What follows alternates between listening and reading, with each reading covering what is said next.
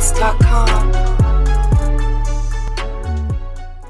What's up, guys? Welcome to the 50th episode of Hip Hop Drop Date. My name is Joe Ranney, and today I'm joined with a special guest, Randy Wilson, from the Randy Wilson podcast. What's up, Randy? Joe, man, it's great to sit down and podcast with a fellow podcaster. Yes, sir. Yeah, man. I've been looking forward to doing this for a while now. Yeah. Definitely glad that we could finally fit it into our schedules. You know, coronavirus slowed a lot of things down. For me, I'm sure for you as well. Yeah, had to definitely switch things up, and I think in a lot of ways in podcast world, it helped make us better, though. You know, it made us Absolutely have to create new ways of communication. So, you know, the internet now is a more viable way to do podcasts. I never thought about Zoom when it came to podcasts before. Yeah, that's crazy. I never really thought about it too. And like the like IG lives as well. Yeah. Like how you can have someone join. Yeah. Those are extremely valuable too. Yeah. It's like the video chat world is opened a new lane into podcasting. I feel like that's super important because you can access people that you wouldn't normally have access to. Yeah. And I think that's a really dope concept in Yeah. itself. Yeah, I like Zoom and Instagram for different reasons too. Like I like Instagram Live specifically for certain content that I feel like immediately you want to engage your audience and you want them to be a part of it, and bridging platforms. You know, that's what I like Instagram Live for. Zoom, it's just different. You know, I don't know. I like Zoom for some of the same reasons I like sitting down face to face. And I think sometimes when you can take that into a live audience on Instagram, it's better. I know that YouTube has a live component as well, but I haven't really messed with that yet. Yeah, I haven't messed with it either. I've seen a few people use it though. Yeah.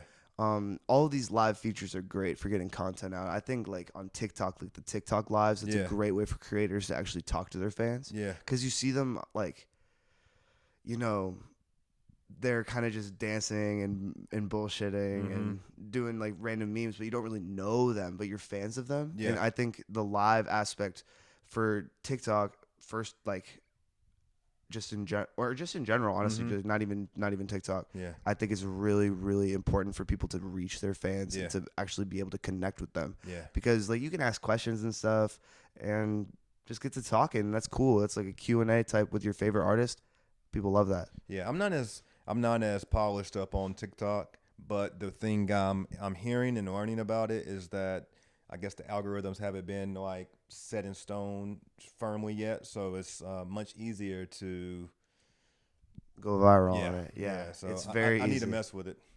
I honestly think that I think it's kind of intentional what they're doing over there, because you go on your For You page, right? It's basically like the Explore page, but no one really uses their following. They just go on the For You page because they're constantly seeing new people, new ideas and stuff. And man, these dances, they're really turning into a trend that these creators can make money on. I have a friend, her name is Nicole Bloomgarden. Shout out to Nicole. She just got her dance that she created on TikTok for the Out West by Travis Scott and Young Thug. Yeah.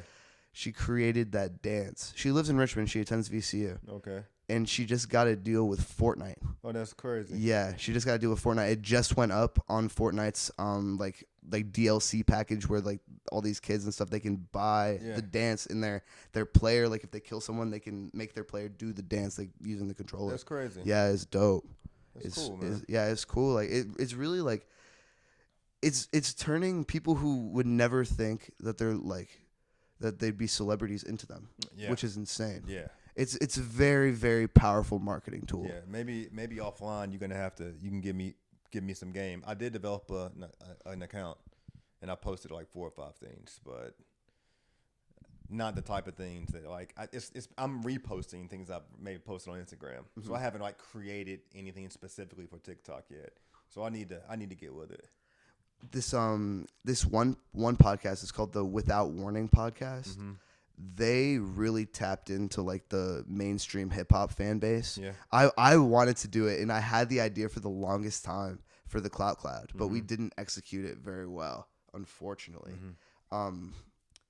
There was just a lot of stuff that went into that, but these guys, like, they're doing like rankings, tier lists, and these kids that don't even know anything about it really.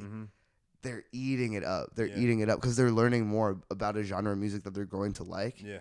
you know. And I think it's very interesting what they're doing, and they're drawing a huge fan base. But if you go to their Instagram, they have like as many followers as my account does or your account does, and we're definitely staples here, but we're not like super viral. You know what I mean? Yeah. But these kids are viral on TikTok. They have like 110,000 followers. They got it in like 3 weeks. That's crazy. But their Instagram is like only 1,000, which I think that's the biggest problem about these platforms is that they're like YouTube crosses over everything. As you said, Instagram crosses over to a lot of other platforms like Facebook. TikTok, you can have a billion fans on TikTok, but it might not necessarily translate onto other platforms, which is I think is the biggest drawback of it. Yeah. That sucks.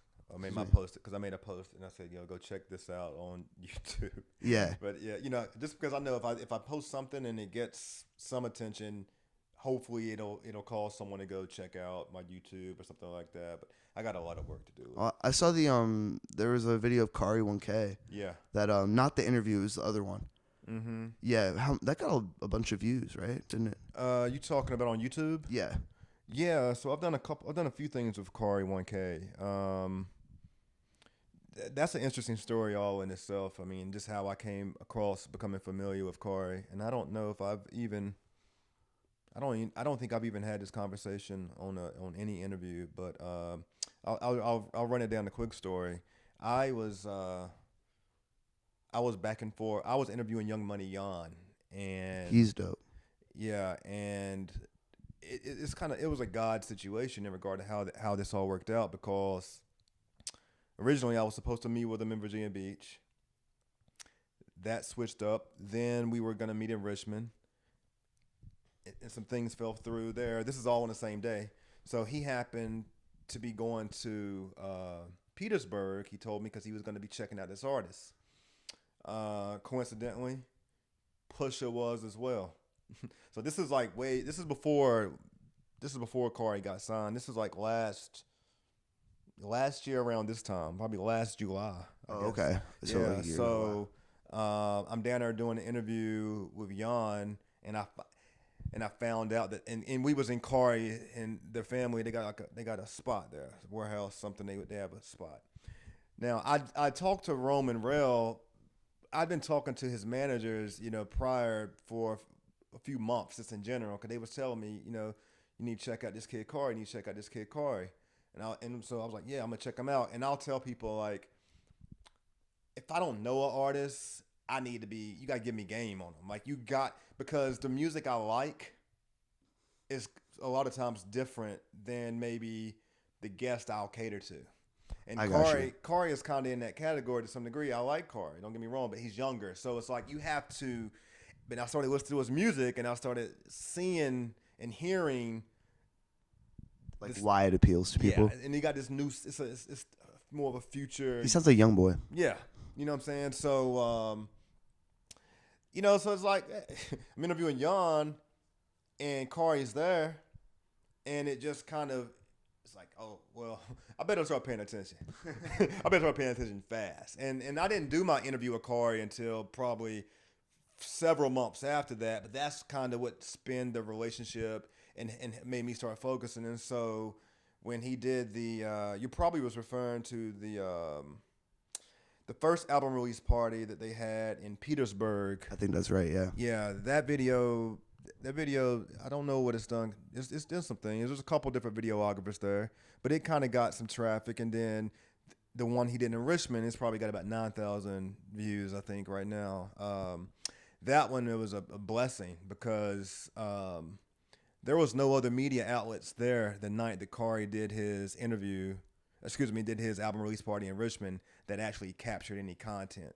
And shout out to Davo Productions, because we were working together that night on some things, and he captured the video that ended up so my YouTube video went in every major hip hop platform across the world, not just country, world, because Pusha T's worldly known. And so like that shot, I mean, Genius, Revolt, you name it, like. And I tried to use the momentum of that for a minute and, shoot pictures to all of them to see if I could have some additional content they may carry. haven't got picked up in any of those things yet, but not those like the big ones. But yeah, that's kind of how I came into contact with Kari. So just through one podcast, another podcast opened up. That's exactly what it was for me in a lot of ways too. Mhm. Like I interviewed my first interview I did was Jay Slim, Through Ice Slim. Are you familiar with him? Yeah. He opened a lot of doors to me with the Scheme team in Mutant Academy. And shout out to him because he was my first interview, and he's the reason I like interviewing. Yeah. But he opened up to a lot of doors to people who are in Richmond, like very solidified, like Michael Millions, Radio Yeah. B. Like it was dope. Yeah. It was dope. It was very nice of him to come on because we didn't have any experience really. Yeah. It was only our 9th episode that we did. Okay. Before we were just talking about like mainstream hip hop. Yeah, I remember seeing y'all guys though. Like, how long has your podcast been in place? Started in January of 2019. Hip Hop Okay, Drop so we Date. pretty much started since. I think I started messing around. I got like 6-7 episodes I never put out, and I'm thinking one day I'm gonna put them out as like B-side episodes. But I think March was probably my first episode. I'm not sure. I think so. My first episode was with comedian Micah Bam Bam White, and man, I mean, I love it, man. I feel like every 7 to 10 episodes, I have some major learning experience occurs. Just whether it's through the podcasting or whether it's through the relationship development or it's the do's and don'ts. It's like it's been an interesting experience for me. It's a journey, honestly. It's definitely a Podcasting is journey. definitely a journey. Have you ever thought about moving like to a more like content creation like centric city like LA or anything like that? Physically moving? Yeah. I can't now. I mean, ideally I probably would, but I'm married and my wife is born and raised here, and she's not gonna leave. It's just I got you. Yeah. I mean, It's just the not- family quality time is more important anyway. Yeah, she's so. not gonna leave. Like the only time she's ever hinted at maybe leaving was to go to Jamaica. She's an eye doctor, and the reason why is we enjoy going to Jamaica, and you don't recognize a lot of people wearing glasses in Jamaica. So she's seen it as like a great opportunity from a business standpoint to open up a practice in Jamaica. But That's hard. yeah, I like fuck with sunglasses, eyeglasses, hat. People just don't protect their eyes as much, or at least it doesn't appear to be. that. And then It's bright down there, man. yeah, and then talking to people, you just don't see that many places. But she won't move here. She's very ingrained here, and I'm not from here, but I've been here since 2003, and I've just grown to embrace it. I've grown to love it. I still always plan to just I want my podcast to be mobile from the standpoint that if I have the opportunity to go do something in LA, well, I'm going, if that works out. And I haven't really put a lot of aggressive effort into that yet. Probably depending more on the internet to communicate. But if I get the right opportunity at any given time, I'll definitely jump in the plane. I got you. Yeah. Well, I would have jumped in the plane more comfortably than I will now. Now I'm a Yeah. little nervous about riding the plane. Nah, I got you. Yeah, no, I'm probably not doing any big traveling for a while. Yeah. I had a few things planned in that regard, like not moving, but maybe some things out in LA or Yeah. New York, just meeting some people, networking and Yeah, stuff. for sure. Yeah, absolutely. So you mentioned that you like the artists that you interview aren't necessarily like the artists that you listen to. Who do you sometimes. listen to? Sometimes. Well, yeah, I mean, yeah, no, I got you. It's just like if you tell me, Randy, you need to go check out such and such. All right, I benefit from that. Yeah. Because otherwise, it's just so many artists. There's so many and artists, The thing like- is that artists. At first, I wasn't. I consider myself a culture and society based podcast based off the content of conversation, but I do put a significant emphasis on artists. I do, and I didn't intend for it to be that way, but I kind of just followed suit because the one thing I recognize of artists is that they extremely benefit and value content creation. Absolutely. So it's like that to me is a good space to build your platform in, because if you engage them, they'll probably engage you over time. You can evolve. Like my mom sometimes be like, Randy, why don't you focus on mental health? Just because she knows that's a that has been a big focus of mine, and it still is. But most people are not going to the internet. I mean, that's a very narrow, specific focus group. Extremely that's niche. To go see mental health. Yeah. So I'd rather talk about any and everything, because with my mental health background, I've had some experience involving myself with a little bit of everything. So that's the way I approach podcasting, is that, I'm a counselor by trade. So I'm into having engaging, conversations. Absolutely. I just want to talk about something other than mental health. That's the reason why I started. That's part of the reason why I got involved with podcasting. I got exhausted a little bit in just talking about mental health. And when you're talking about mental health, even though it's a very popular thing now, and it's a very important thing, it is, but it's also becoming a very trendy conversation as well. Yeah. You're not always talking about You're not always talking about the people who are talking about mental health. A lot of times are not the mental health experts or experienced people who are practicing or even just deal with mental health. So everyone's talking about mental health now to some degree, but my history and involvement in mental health has been dealing with social workers, doctors, attorneys, police officers, and people who are extremely psychotic. And with all those things I talked to you about, that's stressful in itself. Absolutely, yeah. So the podcasting is more of a getaway from that. Yes. And I'm sure it's very nice to have that. It's probably like therapeutic in a way, and probably yes. it helps your mental health. Yes, it does. Yeah. It does. And every now and then we'll talk about it. Yeah. No, I got you. I mean, if it's relevant, it'll come up. Yeah. But there's no point in forcing the issue. I think that get you. For me in podcasting, the experience of knowing how to deal with, learning how to deal with all different types of people plays a big role when interviewing a guest, because knowing how to play my role in the conversation. Yeah, absolutely. I mean, you have to be able to cater to how the person is performing. Like if you're interviewing someone who might be a little quieter, you got to ask more questions and fill more air. Yeah. But if it's someone who's very talkative, you can kind of just sit back and let them explain what they're doing. Yeah. You know what I'm saying? Yeah. Which is what I'm doing for you right now. Yeah. Because you're a podcaster. Quite well. Oh, thanks. Yeah. Because I think listening is the most important part of podcasting. Yeah. Because you can come prepared with as many questions as you want. Yeah. But if the conversation doesn't flow, no one wants to listen to that. Yeah. No one wants to listen to a choppy ass, what did you do this? When did you do that? What happened? If you're bouncing back and forth, you have to listen to what they're saying and ask follow-up questions and expand. Yeah. So speaking of, I have a follow-up question. Cool. So, you said you're a counselor by trade, and you have dealt with police officers. That's what my question is going to be about. Mm-hmm. How do you feel about the optics on police officers right now, in America? Man, I think I'll start by saying that I think that police officers are getting a bad rap. I mean, nobody won't. I mean, I think an easy way is this, it's like the Black Lives Matter conversation, or all lives matter conversation. It's obviously, right? Yeah, that's what Black Lives Matter is saying. Yeah. And so the thing with police is that I think they're getting somewhat of an unfair. It's ridiculous. We need policing. We also need community policing, though. So I'm not talking about police officer. We need more than just police officer policing.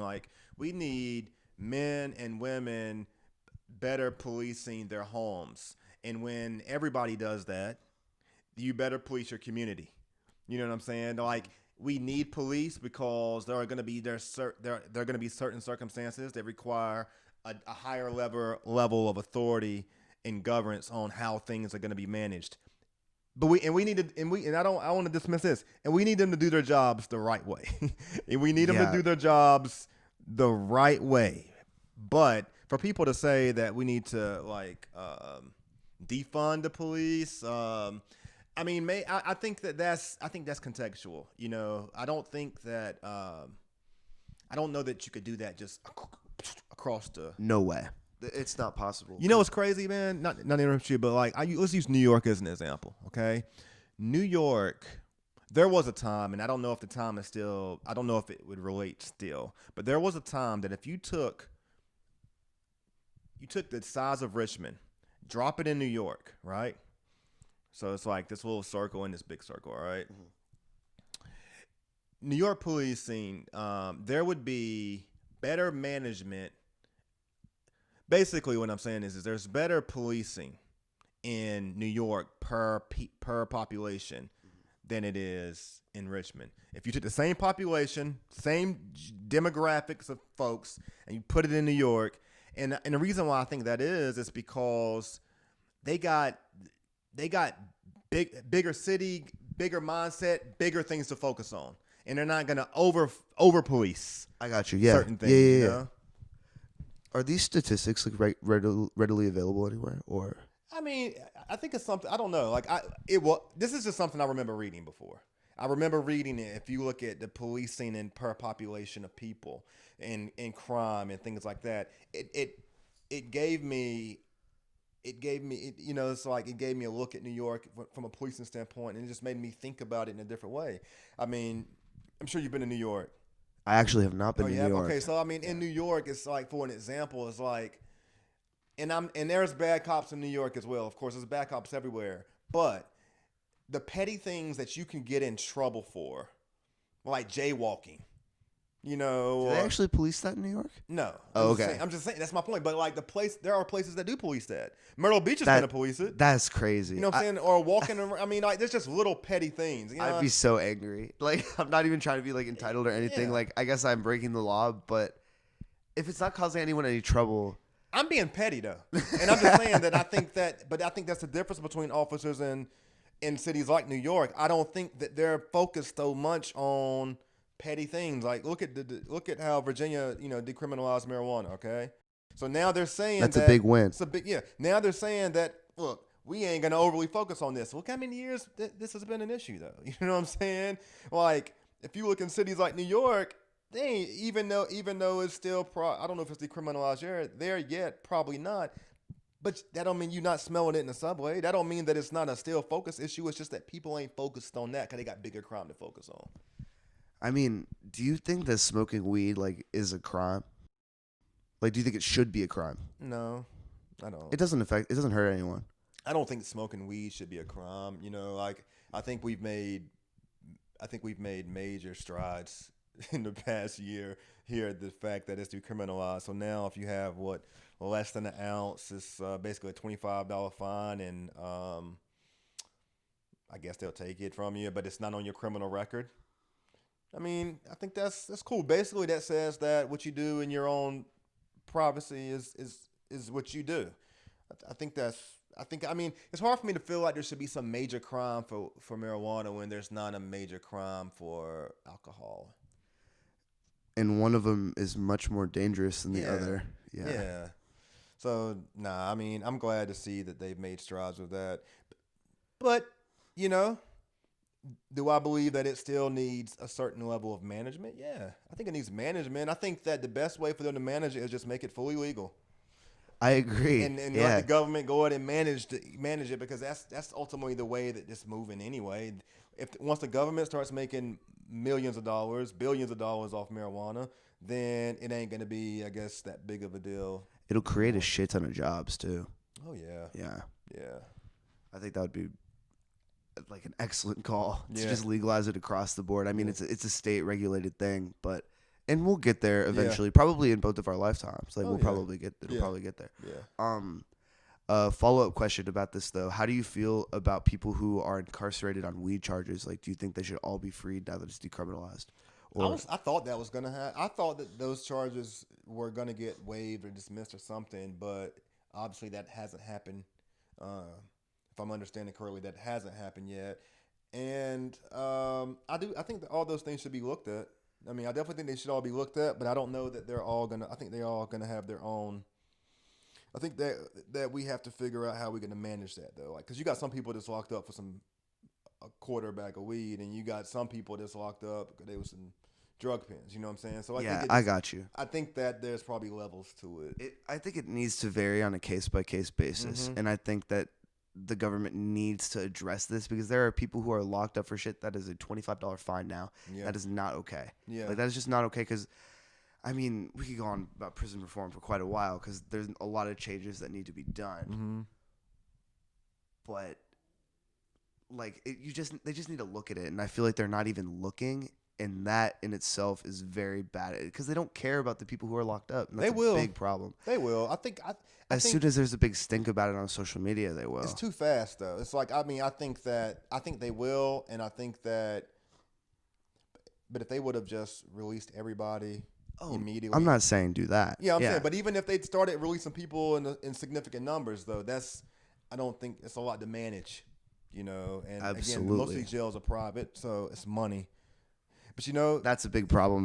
Think about the opposite side of it. There's so many people right now who are suffering with major mental health issues as a result of being incarcerated, for whether they're guilty or innocent, you know. And so those folks' needs, unfortunately, don't really get met like they're supposed to either. And like the help that they would require, like the manpower probably isn't readily available if they just freed everyone. Yeah. I think that's part of it too. There's definitely like a lot of like stepping stones. Like there's levels. You know, you have to pass one level to get to the next one to get everything ready. And hopefully people are looking at that because, as you said, it is very early into it in Virginia. But I hope it just happens at some point. I think it'll happen. I think if you look at Virginia politics, Virginia government, like our political leaders are so like they've been exposed. And Mayor Stoney really got exposed. Yeah, they've been exposed in so many ways that now you're seeing decisions made just to get street credibility. You know what I'm saying? There's a lot of extremely performative shit going on in Virginia politics right now. I think it's just politics everywhere. Yeah. But Virginia is crazy though, because I mean, only Virginia right now has had the governor, the lieutenant governor, you know what I'm saying? Yeah. Like everyone has been a lot of scandal. Yeah, everyone's been right on. You know, it's been world news. It's been national news. So I think that's gonna contribute to people who want to get elected are gonna say things that the people want to hear, and they're gonna have to do some of those things. And so some of this stuff I think is gonna move forward. Yeah, I agree with you. As we're on the topic of Virginia, switching it into something a little lighter. Yeah. How do you feel about Virginia hip hop culture? Like, just as a whole. Like, what is your first thought when you think of Virginia hip hop culture? My first thought when I think of Virginia hip hop culture, that's a good question. What is my first thought? Well, that's a hard question, honestly. But it's a hard question just because I think there's division.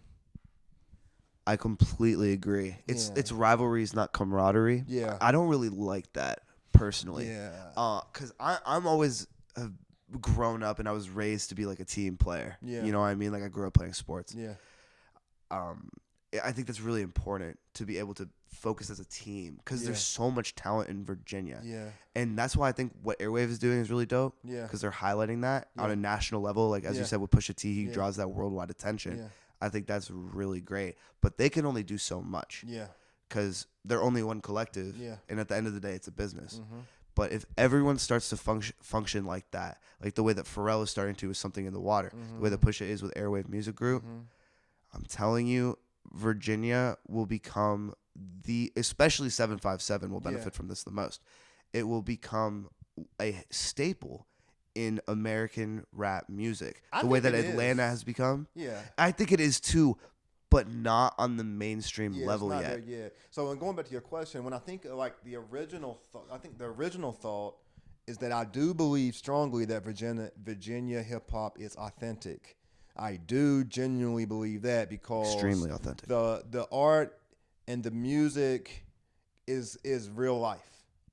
When you talk about Virginia hip hop, you're talking about the 804, you're talking about the 757, and you're talking about Northern Virginia though. Now, I went to college out in Southwest Virginia, and I'm not trying to dismiss Southwest Virginia by any means, but when it comes to hip hop, it's not making any noise. I mean, I've never heard any significant noise, and I'm a festival kid, so like, you know, I went to some of those music festivals out Southwest Virginia. There's one particular, I forget the name of it. It's off 81. It's like toward Galax, but it's pretty big. It's big every year, and so they got music.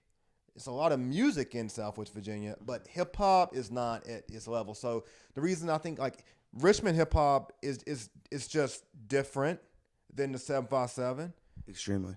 but it's still all Virginia, you know. And I talk to a lot of artists in both places, and I think that it will change. I think one of the things that can help it change positively is that our language got to change. Like I shouldn't use the word division, but I do think it. So I'm being honest. But really, there's a lot of people in the 757 that rock with the 804, and vice versa. There's a lot. There's just not been any. There needs to be more festivals, collective, bringing people together, and more collaborations in music. There's no glue. There's a lot of pieces of paper, but there's no glue. I don't know, and I don't know why. I'm not originally a Virginian, so I know there's a lot of history, but like, you know, I think the young kids though are doing a better job than, let's say, my generation. I think they're doing a better job. I think social media has just made that more accessible, though. Yeah. Because I feel like if social media was around during your generation, then they all would have linked. Yeah. Like, but just the fact that everything's so accessible and you can email files so easily now. Like, they just DM someone, yo, you trying to hop on this track? This is my rate. Even if you even want them to pay, which if you're reaching out to them, you probably don't. Yeah. It's just so much quicker. Like, and like the way to record now is so much quicker as well. Like Pro Tools and Logic have complete like that, and like Ableton, all that, all the audio engineering like softwares. That changed the game. Yeah, like that really changed the game. Yeah. So it's just so easy now. Yeah. And I feel like that's why we're seeing more people want to do it, because it's cool. Yeah. But it's way more accessible, and I think that's a good thing and a bad thing as well. Yeah. Because there will be people who call themselves rappers who don't deserve to call them. There's a lot of that going on right now. Yeah. I mean, I think whether we're talking about artistry as music, or if we're talking about photography, or if we're talking about DJs, you know, people who play music and they call themselves a DJ and they just got a laptop, like that. It's way too much of that. I completely agree. But I think the real recognize real, and at the end of the day, like you got to have, you know, I mean, I think true quality art will always rise to the top. But you know, some people, I mean, you can fake it till you make it also, and at some point, you know, you're gonna get exposed. If you have a good marketing team, you can do it. Yeah. For a while. Yeah. But the hope is that on that rise, that hopefully you get some legitimacy. Yeah. Yeah, because you can fake it till you make it as long as you want. Yeah, there's a lot of that going on too. Yeah, definitely. There's a lot of that going on. Yeah. I mean, that's one of the things as a podcaster that probably frustrates me the most. Is I'm very responsive and engaging, and so it's like when you just like I don't want to, you know. So like I try to put people in between me and my DMs. I've tried to now, because like I just finally learned that I can't entertain and engage like that. There's a lot of entitlement when it comes to coming on blogs as well. Yeah. Like a lot of people who I've talked to, like have been like, not anyone who I've interviewed. I'd like to start off by saying that I have not interviewed anyone who's come to me entitled and been yo, you have? Yeah, go ahead. I don't mind saying it, but go ahead. Yeah. I feel like because I just reject them. If they're coming up to me like, yo, like let me on, and I'm like, I don't have a slot for you right now, but maybe like another time. They're like, bro, like why? Yeah. Like, what do you mean why? It's because I don't want to. It's like, no offense to anyone, but it's just like, maybe you're not there yet for me. Yeah. Because it's at my discretion. It's my platform. It's my baby. Yeah. I'm not gonna tarnish it with someone who I don't respect. Yeah. In that way. Not that I don't respect you as a person. And that's the way it's supposed to be. Not you, but you know what I'm talking about. Yeah. And that's I feel like that's how I feel. Yeah. That's how I feel. I mean, it's the same way. It's like, I think it's a balance. Like, I wanna be behind some artists because I believe in them, and I feel like, hey, we're documenting history. That's what we're doing. We're documenting history. Absolutely. And who would not want to be at the front of someone's career? You know, that's like a high school coach, you know, who has a phenomenal quarterback who they know that's going to be in the NFL, you know, and they maintain that relationship, and then they go to the NFL, and then they come back and they donate new uniforms to your team and put money. You know what I'm saying? Like, you want to nurture those relationships with all people, but people got to recognize and understand that we're self-funding ourselves.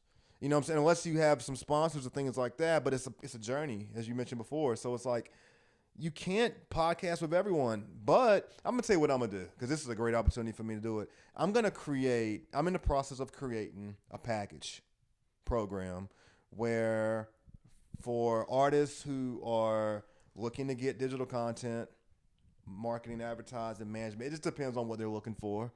I'm going to begin charging for certain things, right? Now, if I want to interview somebody, and I want to do it, of course I'm not going to charge them. You know what I'm saying? Like, the people I want to interview, I'm just privileged to appreciate if they want to interview with me. I'm not say, well, you got to pay me. No. But if you're going to come to me, and it means I got to create time, create space, bring in people, get lights, film, recording, editing, and it just ain't fitting in my schedule, I'm going to start doing like these Vlad type interviews where I'm not going to be on camera, but I'm going to interview you, the person. I'm off camera. It's going to be, you want this, how many minutes you want, and I'm going to give them a setup so that these artists can have another vehicle that they can tap into, you know what I'm saying, that they can get content. And I'll throw my logo or something on it, of course. I don't mind doing that, and I'm going to get paid for it. But that's the only way that I imagine that I can be more accessible to providing services to artists in a broad way, because this it can be expensive. Absolutely, yeah. It could definitely be expensive, and I've kind of got something lined up that's very similar to that.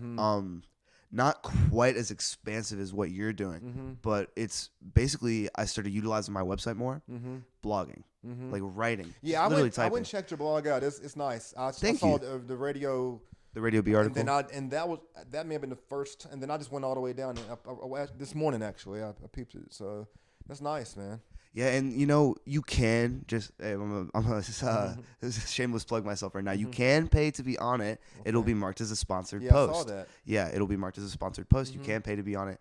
And I've thinking of transitioning into maybe doing a few interviews on there as well. Yeah. Like just asking people question over text, over DM, and like typing it out. Like there's a lot of publications that do that. Like I've seen Complex do that. Yeah. So I've been thinking about possibly doing that as well as another way to generate income to self-fund the show. Because I mean, the pockets can go deep, but do I want to put so much into it when I'm not getting anything back? Yeah, that's the thing. And I love putting people on my platform. Like everyone who I've talked to is no hassle. Like I've wanted to interview every single person I've interviewed. The thing is that it's getting to a point where where you got to generate income at some point. Because if there's a lot going in, there's none coming out. It's just a hobby. Yeah, it's not a career. It's a passion project. Yeah, and I'm with you, man. Like I'm gonna release some merchandise soon and do something. I'm gonna give you one of these bumper stickers, man. Oh, sweet. And, there you go. Hey, I'm gonna make some efforts to do some things, and it all happens when it's supposed to happen. I mean, I don't know. You said episode 50. I'm somewhere near 50. I only have like 42 episodes, I think, out, but I've started doing some like short films and like mini vlogs and things like that. So I probably got about 50 episodes, and I feel like this was what I need. I needed to get some things behind me. As we was talking, I think maybe before the show, I learned something probably every 7 to 10 episodes. Yeah. So I think I just got to a space, and Corona helped me get here, that I now want to get to the money.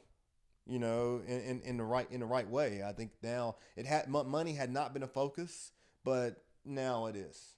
That's crazy because Corona put me in the exact same headspace, literally the exact same. You just realize how things can change. Yeah. Because what I originally had planning as what was going to be my main source of income in hip hop is we had Cloud Fest. I told you, but I'd reach out to you. It was going to be at main stage. Right? Yeah. We had Cloud Fest, and that was going to be next level. Like we had everything planned out. We had some big sponsors. We had not like gigantic, but they were pretty big. Like we had Monster. That's pretty big. Yeah, that was the biggest one. Yeah. We had a bunch of also like local, because we wanted the community to benefit from it. They were gonna have booths and everything. Kari 1K was our headliner. Yep. He signed, like, we have a contract with him and everything. It's in my car. Yeah. It was just a shame because we were planning on everything and we were like, Well, you can still do it, man. I know we can. Do it at Bramley Park. I've been thinking about that because I saw the Feel Good RVA Fest that they did. I've thought about doing it at Bramley Park, but just the atmosphere that was going to be created, like we really wanted like that club feel for the first one. Yeah. You know, we wanted it to be like a little flashy. You know what I'm saying? Yeah. Attract a lot of people because that if you get the footage from that, you can make it look so good. Yeah. And that attracts investors. Yeah. And that was our plan because if we post something on our page, like we got 45,000 Instagram followers, you know what I'm saying? A lot of people are seeing that. A lot of people might be sharing that too. And we can also share it with people behind the scenes, obviously. So that was kind of our goal, was to throw that, get investors, and then start really generating income and bring a major festival to Richmond, Virginia. Like maybe not quite as big as Something in the Water, obviously at the start, but that's where we wanted to grow. And we wanted to create that, you know what I'm saying? Because we want to give back in a way. So we're shaping our idea for events. We have some stuff planned for giving back to the community, maybe doing some stuff at the Robert E. Lee statue. It's very early in the development process, but the Cloud benefits from Black culture. Yeah, like I'm going to be very real. It benefits from Black culture extremely. I benefit from Black culture, but I don't want to appropriate it in a way that makes it look like that's all I'm doing is taking. Yeah, I care about it a lot. I feel like I've been accepted in a way that I've become comfortable, and now I want to give back. Yeah. You know what I'm saying? I think that's very big of you. I think it's very big of you because thank you. You sound anti. You know, you sound self-educated. You sound so many people talk about. I don't hear you as a culture vulture, okay? And what I mean, I really appreciate that. Thank you. And so what I mean by that is that there's a lot of people who will say that. I mean, you just basically acknowledge that you have developed some privileges within Black culture. And a lot of that has come as a result of you self-educating yourself and getting acclimated and learning and understanding Black culture. That's different than people who say that, oh, I'm not racist. And they put absolutely no effort into learning the experiences and footsteps that Black people go through on a daily basis. It's like putting up the black screen on Instagram and thinking that you're a social justice warrior. Oh yeah, you know what I'm saying? That I'm not gonna sit here and call anyone out, and I think it was a cool idea, but I think a lot of people did it in the wrong way. And honestly, I think it was a cool idea, but I was never really behind it because there was so much news that needed to be circulated at that point. You know what I'm saying? And it was clogging up the IG feeds and mainstream media. Trump sucks, don't get me wrong, but he has a point about some of this fake news stuff. Yeah. Like media is owned by this, like 5 companies own all of media pretty much. Yeah. So it was like social media is a way that the people can speak to the people. You know what I'm saying? Like the real people. Yeah. Like the everyday people, not the people who sit in corporate offices and aren't in touch with the world. Yeah. I'm not saying everyone who's in corporate America is like that, but there is a lot of it there. Yeah.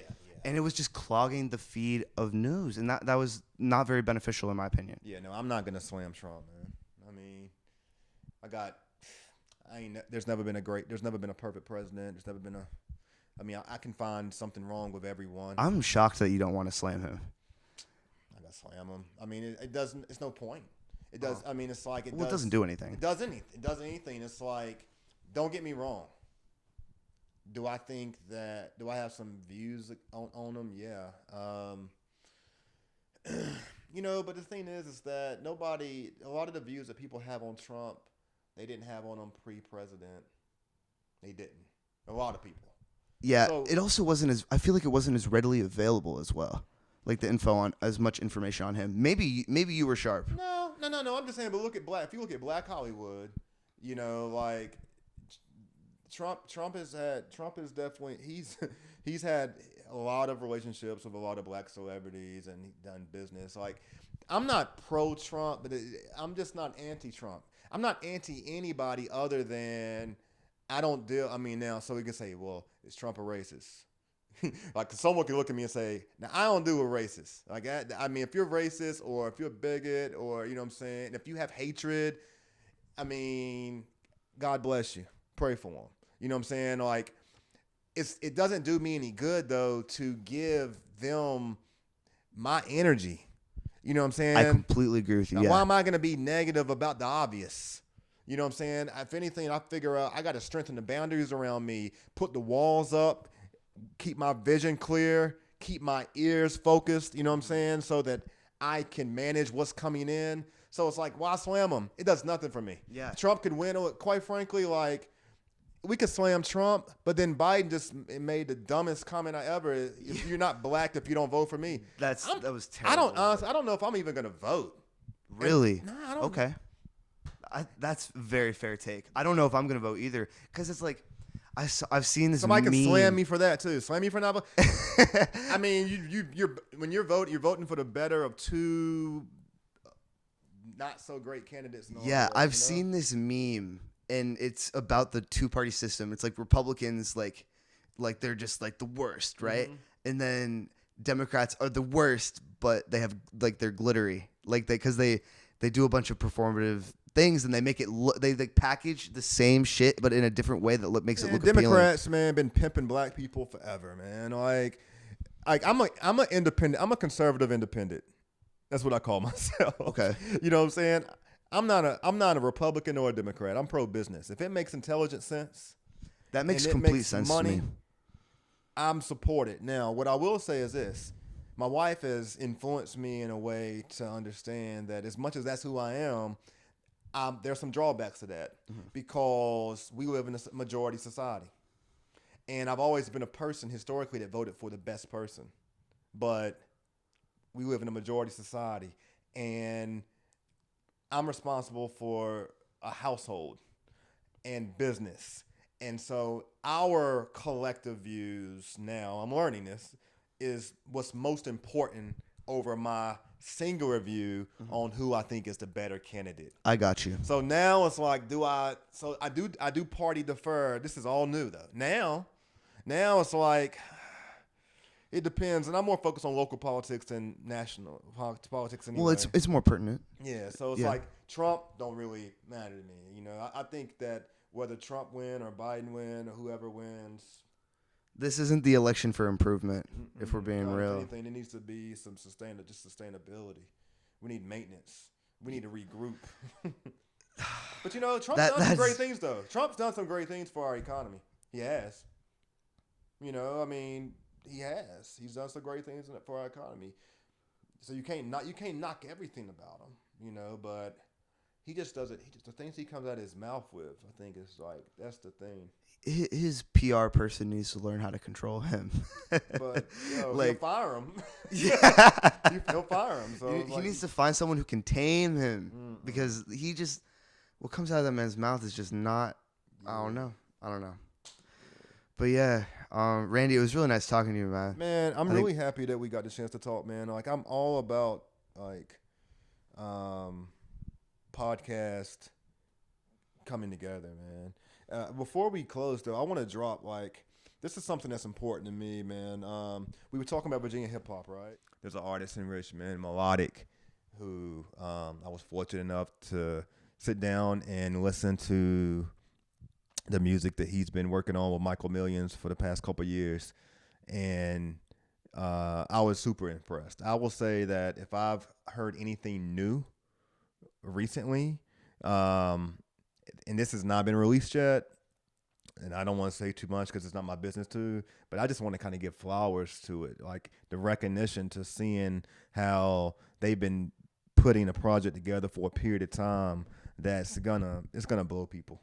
It's gonna blow people away. And I mean, I thought he was just a DJ, and he is a DJ. He don't just play music. Like he can do his thing. And I think because I'd just seen him in that light, when I heard his new music is coming, I think it's the best music that I've heard from a new artist in a long time. Really? Is that good? I think so, man. I think Damn. it's. I don't know, man. It gives you a lot of different. It'll give you a lot of different vibes, but it's authentic, and he has his own sound. And there's nobody in Richmond or nobody in Virginia, nobody that I know that sounds quite like him. That's definitely something to look forward to. Yeah, so That's y'all need to definitely check out Melodic when his album drops. It is going to be fire. I think most of it was. I know Michael has been in the studio playing Quincy Jones, so like they've been cooking.